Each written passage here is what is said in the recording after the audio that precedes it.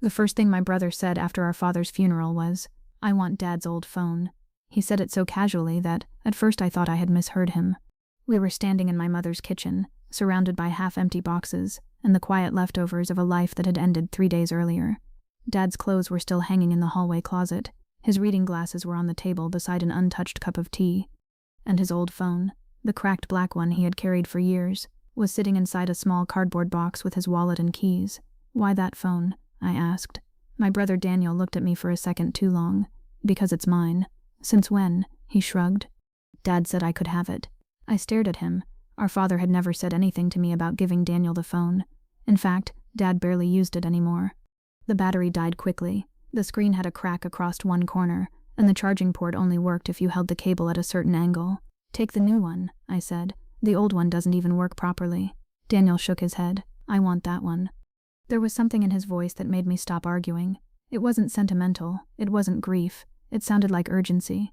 I looked at the little cardboard box again. "Why?" I asked. Daniel's expression changed. "Because I said I want it." That was the moment I became suspicious.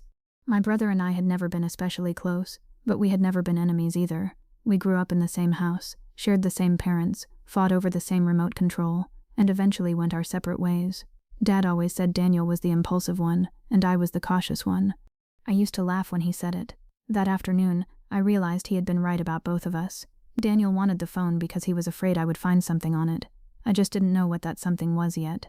Dad's funeral had already left our family exhausted. He had died after a short illness, and although we knew his health had been getting worse, nothing prepared us for how empty the house would feel afterward. My mother spent most of her time sitting quietly in the living room. She would sometimes look toward the front door as if expecting Dad to walk through it carrying groceries.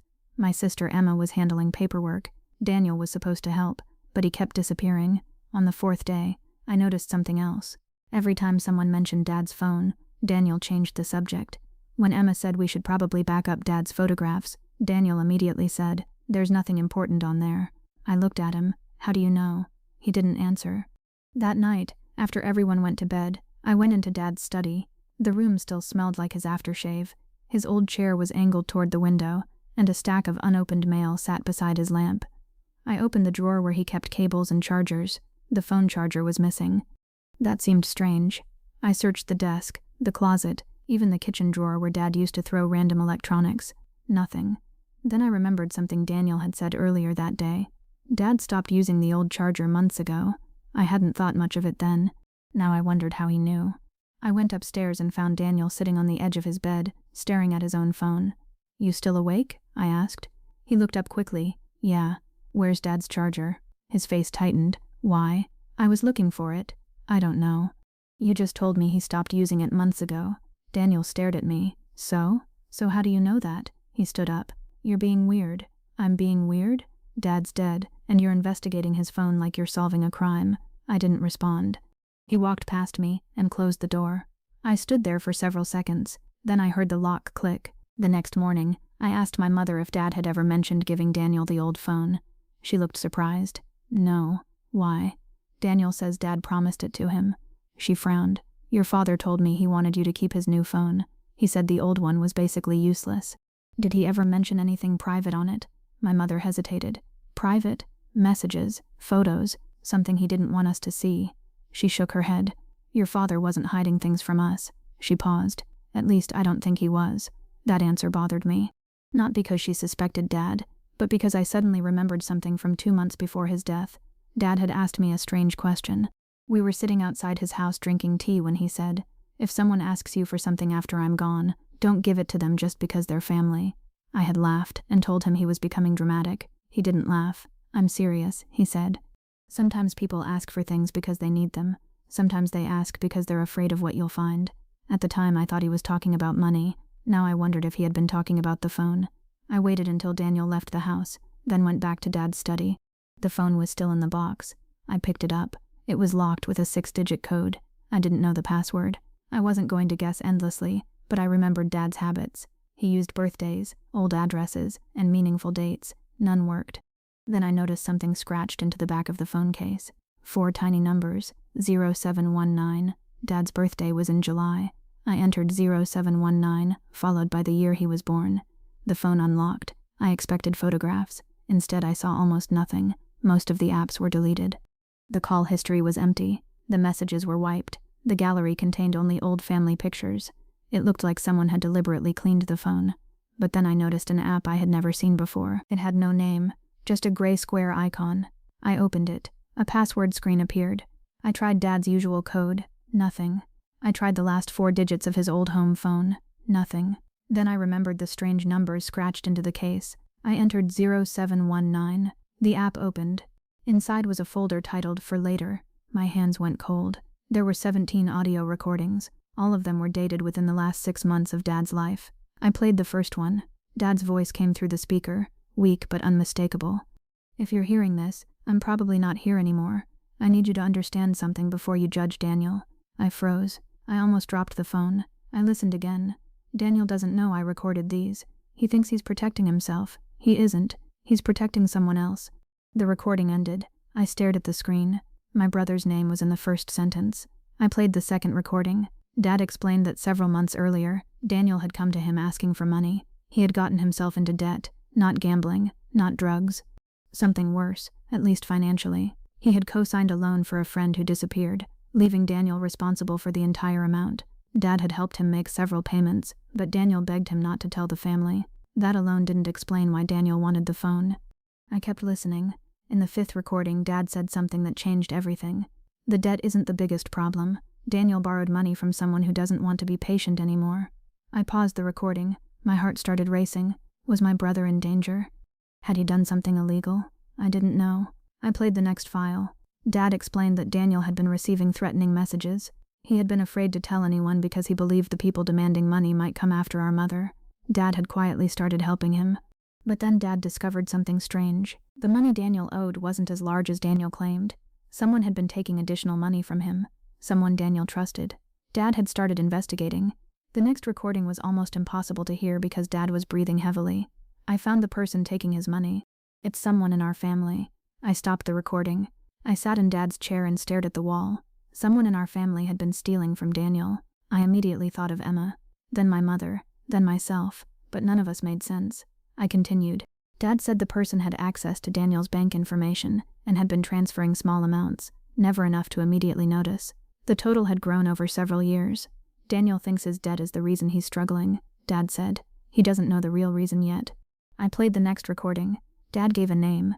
It wasn't Emma. It wasn't Mom. It wasn't me. It was Daniel himself. He had been transferring money from a joint account belonging to our grandmother, money that Dad had been managing for years. Daniel had convinced himself he was borrowing it temporarily. He intended to repay it.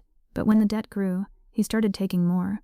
Dad had discovered it, and instead of exposing him, he tried to stop the damage quietly. I felt sick. My brother hadn't simply been hiding debt. He had been taking money that wasn't his. But there was another twist. Dad said he had already returned most of the money himself. He had sold some investments and covered the missing amount so that our grandmother would never know. "I'm not doing this because Daniel deserves to be protected," Dad said. "I'm doing it because I don't want your grandmother to spend her final years believing her grandson betrayed her." I leaned back in the chair. Suddenly, Dad's strange behavior during the last months of his life made sense. He had been more tired than usual. He had complained about paperwork. He had stopped talking about retirement. I had assumed it was his illness. Maybe part of it was financial stress. Then I heard another recording. Dad said, "But I can't protect Daniel forever." He explained that he had made one final condition. Daniel would have to tell the family the truth and repay what remained. Dad had written everything down and stored it in the phone. The old phone wasn't valuable because of the device. It was valuable because it contained evidence, and Daniel wanted it because he knew exactly what was inside. I put the phone down. I didn't know what to do. I was angry with my brother, but I was also angry with Dad. Why had he carried this alone? Why had he protected Daniel from the consequences? And why had he never told us? Then I heard footsteps in the hallway. Daniel walked into the study. He saw the phone in my hand. His face went completely pale. Neither of us spoke. Finally, he said, "You opened it." It wasn't a question. "Yes." He closed the door behind him. "How much did you hear?" "Enough." He sat down. For the first time since Dad died, my brother looked genuinely broken. "I was going to tell everyone." "When?" He stared at the floor. "I don't know. You wanted the phone so you could delete it." He didn't deny it. "I wanted to destroy it before anyone found out." "Why?" "Because I was ashamed." His voice cracked. "I thought I could fix it before Dad died. You stole from Grandma. I borrowed it. You kept taking it. I know. He covered his face with both hands. I know. I wanted to yell. I wanted to call Emma and Mom into the room. I wanted to tell Grandma everything immediately, but then I remembered Dad's recordings. There were still more. I played the final one in front of Daniel. Dad's voice filled the room. If Daniel is standing there when you hear this, please don't make your first decision out of anger. Daniel began crying silently. Dad continued. What he did was wrong. Don't protect him from the truth. But don't confuse punishment with justice either. Then Dad said something I will never forget. Your brother is not the worst thing he has ever done.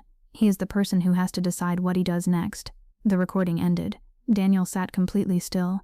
He knew I was going to ask for the phone, he whispered. He knew, apparently. He told me I should let you find it.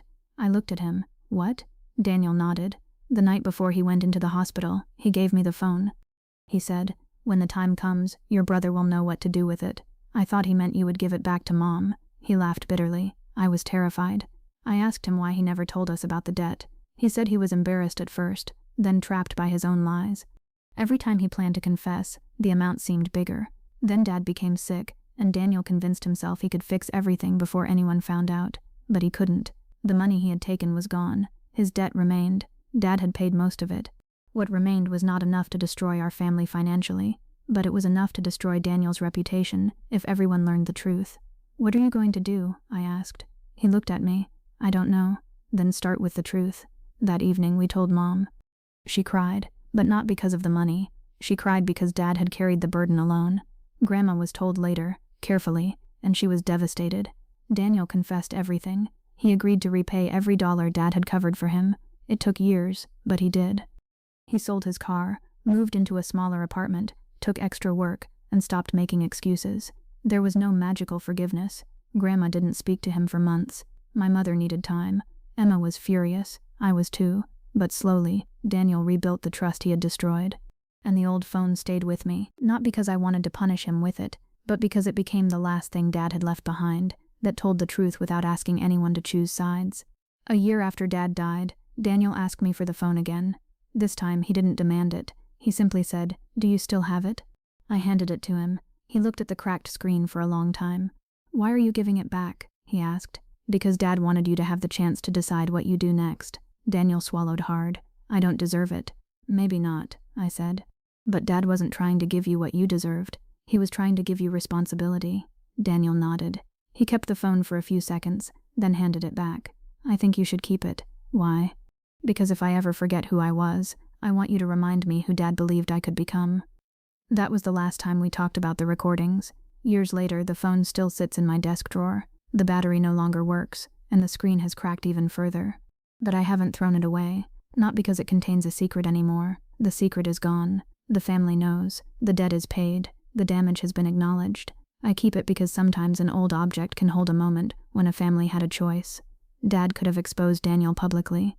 He could have protected him completely. Instead, he left the truth where it would eventually be found, and trusted us to decide what to do with it.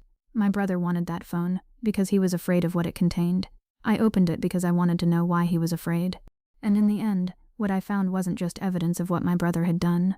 I found my father's final lesson about accountability. Love doesn't mean hiding someone's mistakes. It means refusing to let their mistakes become the only thing they will ever be. Daniel did something wrong. He paid for it. He apologized. And then he spent years proving that an apology is only the beginning. Sometimes the truth doesn't save a family from pain. Sometimes it causes the pain everyone was trying to avoid. But without the truth, nothing can actually heal. If you were in my position, would you have exposed your brother immediately, or given him a chance to confess himself? And if your father left behind a secret that could either destroy your family or force it to become honest, what would you do? Let me know in the comments. If this story made you think about the secrets families keep and the consequences of finally telling the truth, leave a like and subscribe for more emotional stories where the smallest discovery can change everything.